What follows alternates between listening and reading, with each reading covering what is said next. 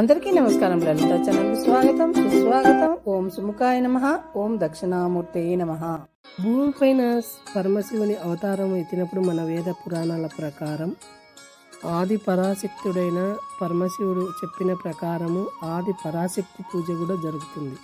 అంత అద్భుతమైన ప్రక్రియ మనందరికీ తెలిసింది మధుర మీనాక్షి గురించి. ఆ మధుర మీనాక్షి కళ్యాణం చేసుకున్న తర్వాత పరమశివుడు పరాశక్తి ఇద్దరు అక్కడే ఉండి కొన్ని రోజులు కాలం గడిపేవాళ్ళు. కానీ ఆ కొన్ని రోజుల్లో పరమశివుడు సైలెంట్గా ఉన్నాడు. ఎందుకంటే కొన్ని ఆవిర్భవించడానికి అవి ఎలా అమ్మవారు చేసే తాపస శక్తిని అంతా స్వామి భరిస్తానే ఉన్నాడు. ఎంతో అద్భుతమైన మహానగరం ఆ మధురా నగరం. ఎంతో అద్భుతంగా అమ్మవారు పగులంతా అద్భుతంగా ఎంతో సౌమ్యంగా ఎంతో ఆనందంగా ఆహ్లాదంగా ఉంటుంది. అదే రాత్రి అయ్యేసరికి అమ్మవారి ఉగ్రరూపాన్ని ప్రజలు చూసి భయపడుతూ ఉంటారు. ఎందుకంటే అమ్మవారు తన ఉగ్రరూపానికి ప్రజలను భయపెట్టి వాళ్ళని హింసించి వాళ్ళని చంపేదనమాట అమ్మవారు. అలాంటి పరాశక్తిని ఎలా అని చూడండి మీరే, ఇక్కడ అమ్మవారు ఇంత ఉగ్రరూప తాపస శక్తితో ఆమె ఊగేదంట. అలాంటి అమ్మవారికే తెలియకుండా ఎంత ఆమెకు మళ్ళీ తెల్లవారేసరికి మామూలుగా ఒక సౌమ్యమైన స్త్రీగా మారిపోతుంది.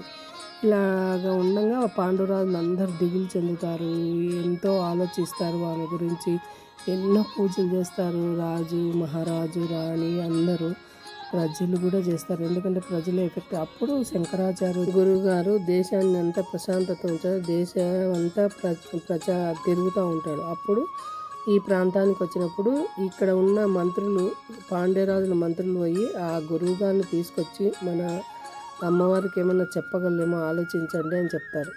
వాళ్ళు కూడా భయపడుతూ ఉంటారు. కానీ మెల్లగా గురువు గారు అమ్మవారి మందిరానికి పోతారు. అమ్మవారి మందిరానికి పోతున్నా వద్దని ప్రజలందరూ రాజులందరూ మొత్తుకున్నా అతను అమ్మవారి గుడిలోకి ప్రవేశిస్తాడు. కానీ అందరికీ భయమేస్తుంటుంది. కానీ అప్పుడు స్వామి సౌమ్యంగా అమ్మవారి ముందర కూర్చొని అమ్మవారిని తీసుకొచ్చి ఒక ప్లేస్లో కూర్చోమంటారు. ఎందుకు అని అమ్మవారిని, అమ్మ కూర్చో, ఇక్కడ మన ఇద్దరం ఈరోజు రాత్రి అంతా సమయాన్ని పాచికలు ఆడుకుంటా సమయాన్ని వెచ్చిద్దాము అని చెప్తాడు. అప్పుడు అమ్మవారిని ఎటునో ఒకట సౌమ్యంగా ఉంచి ఆ అమ్మవారు స్వామివారు కూడా చూస్తా అర్ధనాశీశ్వరైన స్వామివారు అమ్మ బాధపడుతుందని సైలెంట్గా అన్నీ చూస్తూ ఉన్నాడు స్వామి. ఎందుకంటే ఆమె తాపస రూపాన్ని భరిస్తా చూస్తూ ఉన్నాడు. అప్పుడు శ్రీచక్రం మెల్లగా వస్తుంది. ఆ శ్రీచక్రంలో 9 పొరలు ఉంటాయి. ఆ 9 పొరల్లో శరీరంలో 43 శక్తులు ఉంటాయి. ఆ 43 శక్తులు అవి శ్వాస నుంచి ప్రతి కదలికను తీసేదే శ్రీచక్రం. మనం నిష్ఠగా పూజ చేస్తే అమ్మవారి ఫలితం అద్భుతంగా ఇస్తుంది. అలానే సర్వసిద్ధులు ప్రతిదీ మనం చేసే పూజ ప్రతిదీ అమ్మవారిని తలుచుకొని చేస్తే మహా అద్భుతాలు జరుగుతాయి. ఈ విధంగా పరమశివుడు ఆ శంకరాచార్యులకి పవర్ ఇచ్చి అమ్మవారిని శ్రీచక్రంలో కూర్చోబెట్టినారు. ఆ తర్వాత అమ్మ ప్రసన్నంగా ఇలా నిలిచిపోయింది. అమ్మ అక్కడే నిలిచిపోయి ఎంతో ప్రసన్నంగా అద్భుతంగా. ఇంకొక అద్భుతం ఉంది ఇక్కడ. మనందరినీ ఈ సూర్యకిరణాల్లో చెడు హానికర కిరణాల నుంచి రక్షించబడడానికి అమ్మవారి ఇట శ్రీచక్రాన్ని భూమిలోకి తీసేసుకునే ఆమె ముందరే అమ్మవారు అప్పుడు ప్రసన్నంగా ప్రశాంతంగా కూర్చొని మనందరినీ రక్షించడానికి, పరిపాలించడానికి ఎప్పటికీ ఉంటారు. అమ్మవారు మనందరినీ రక్షిస్తారు. అందరినీ రక్షిస్తా అమ్మవారు మనందరినీ ఇప్పటికీ ఉన్నారు. ఆ విధంగా పాండురాజు ఏమైనారా గురువు గారు శంకరాచార్యాన్ని ఊరుకుతూ వచ్చి ఆ స్వామిని చూసి ఆనందపడి తర్వాత ఈ విధంగా అద్భుతంగా అమ్మవారి పూజలు అందుకుంటా మనందరినీ అమ్మవారు ఎప్పటికీ రక్షిస్తా ఉండి అమ్మ శరణాగతి వేడుకుందాం. ప్రతి ఒక్కరి జీవితంలో అందరూ ఆనందంగా ఉండాలి. అందరూ ఆనందంగా ఉండాలి. ఏ కష్టం వచ్చినా సుఖం వచ్చినా అమ్మ తోడు ఉండాలని కోరుకోండి.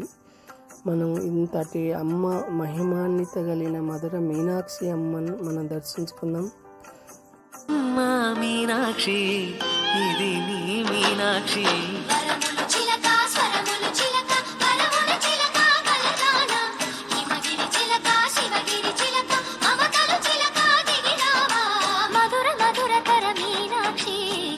పట్టున కామాక్షి, మహిమగల మీనాక్షి, కాశీలో విశాలాక్షి.